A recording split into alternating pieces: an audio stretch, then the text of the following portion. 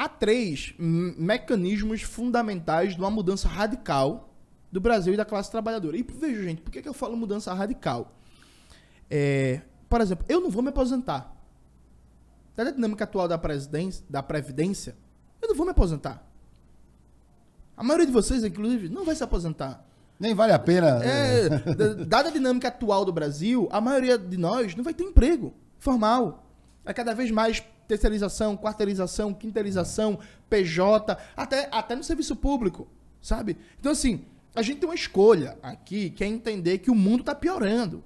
O Brasil está piorando, o mundo é cada vez mais violento, tem cada vez mais guerra, tem emergência climática. Enquanto a gente está conversando aqui nesse momento, o Rio de Janeiro, várias cidades estão em calamidade.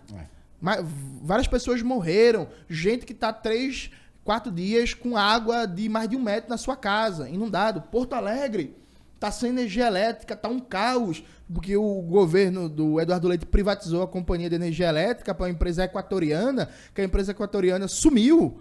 Porto Alegre está uma tempestade gigantesca, sem energia elétrica, a cidade abandonada, e o prefeito mandando um recadinho no Twitter para a empresa privada, porque está dizendo que a empresa privada não atende o prefeito. Saiu no Twitter, né?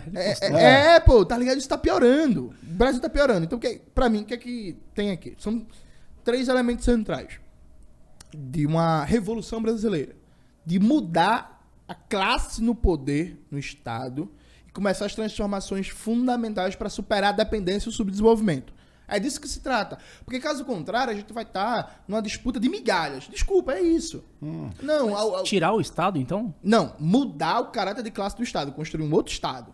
Hoje é o Estado burguês, no conceito Estado comunista. Proletário. Um Estado proletário. Popular, voltado para os interesses da classe trabalhadora, da soberania nacional, enfrentando o imperialismo e superando a dependência e o subdesenvolvimento. Mas aí a gente teria que fazer um esquema igual a Flascou. Vamos entrar amanhã, chego na fábrica e...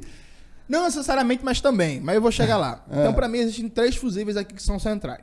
3 níveis organizativos de luta, de enfrentamento e conscientização. Primeiro é o nível de organização de base.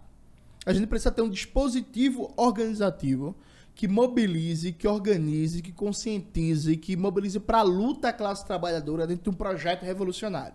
Quando eu falo dispositivo organizativo, eu estou usando esse termo porque não necessariamente é um partido só. Né? Tem um conceito da Martha Heineken que fala de vanguarda compartilhada. Pode ser vários partidos, pode ser uma federação de movimentos sociais, enfim. Mas assim, o elemento organizativo, organização de base, organizar o povo trabalhador, que dentro das suas lutas imediatas, luta pelo posto de saúde, luta pela quadra poliesportiva na comunidade, luta pelo abastecimento de água, para baixar a conta de luz, política para mulheres, para a população negra, para a população indígena, para a população LGBT, dentro dessas várias e diversas lutas, elas sejam unificadas por um projeto nacional revolucionário, um projeto de revolução brasileira, de socialismo no Brasil. Isso por um lado. Além dessa organização da classe trabalhadora, que não é fácil, tem vários graus de complexidade e desafios aqui, né? Mas tem o primeiro dispositivo de uma organização popular da classe trabalhadora. A gente precisa de organizar um campo intelectual, não acadêmico, veja, não estou falando de acadêmico, campo intelectual que produza teoria crítica, que alargue os horizontes de compreensão do que o Brasil pode ser e que não só faça um diagnóstico crítico do que é a desgraça do Brasil neoliberal hoje, mas aponte as possibilidades de futuro, aponte o que a gente tem que fazer, o que a gente pode fazer na saúde, na educação, na questão agrária, na política de defesa, na ciência e tecnologia, na comunicação, na cultura, na organização do espaço urbano e etc. Então, criar intelectuais comprometidos com o povo trabalhador, comprometidos com a soberania nacional, comprometidos com a luta contra a burguesia, a classe dominante brasileira e contra o imperialismo. Fazer com que esses intelectuais sejam vocacionados para sair dessa lógica de que o que tem aqui hoje é o máximo que tem, a gente não pode mudar. Não, a gente pode mudar, a gente pode transformar, a gente pode ter outro Brasil, a gente pode ter um outro horizonte. Então, intelectuais realmente críticos, realmente comprometidos com a classe trabalhadora, né? Uma constituinte, por exemplo. Não necessariamente. Eu falo mesmo de produção intelectual, de produção cultural. Tá. Tipo, sei lá, vou te dar um exemplo banal. Por exemplo, o Dom L, rapper, ele lançou um álbum, né? O RPA 2, o Retorno para Inus, que é um álbum de música em que, do ponto de vista artístico, ele tá ali abrindo os horizontes do que pode ser um outro Brasil. Tá fazendo um debate a partir da sua arte, de, pô, o Brasil pode ser diferente, a gente pode ter um outro Brasil. A classe trabalhadora é vocacionada para ser a portadora do futuro de um outro país, por exemplo. Então isso nas artes, no cinema, no teatro, na música, na história, na sociologia, na economia, na antropologia, na engenharia, porque pode ser engenheiro e produzir teoria crítica, pensar o Brasil, e por aí já teve muitos.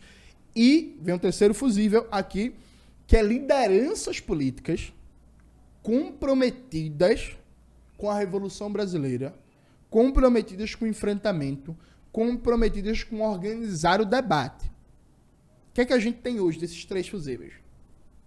O dispositivo de organização popular é muito fraco, a maioria da classe trabalhadora não está organizada. Isso é um problema seríssimo. Veja, a maioria dos trabalhadores e trabalhadoras brasileiros não está organizada em nenhum partido, nenhum sindicato, nenhum coletivo, nenhuma associação de moradores. Prova disso é que eu vim conhecer o marxismo não porque chegou um sindicato, um movimento estudantil, um partido da minha porta. Eu vim conhecer o marxismo porque calhou de cair um livro na minha mão, eu li, gostei e virei marxista. Então a gente tem um dispositivo de organização popular muito fraco. Boa parte dos intelectuais brasileiros são intelectuais que não têm compromisso real com o povo, que muda a sabor do governo do momento. Então tem um bocado de intelectual que passou anos criticando a austeridade e teto de gastos, está no governo Lula agora e mudou de posição. O André Roncalha é um deles. Por exemplo, o André Roncalha passou 7 anos criticando a austeridade, criticando o teto de gastos. Não, abandonou Keynes. Ele agora se abraçou com ali um Milton Friedman mais civilizado. Porque, assim, defendeu o novo teto de gastos. Que isso? Não pode.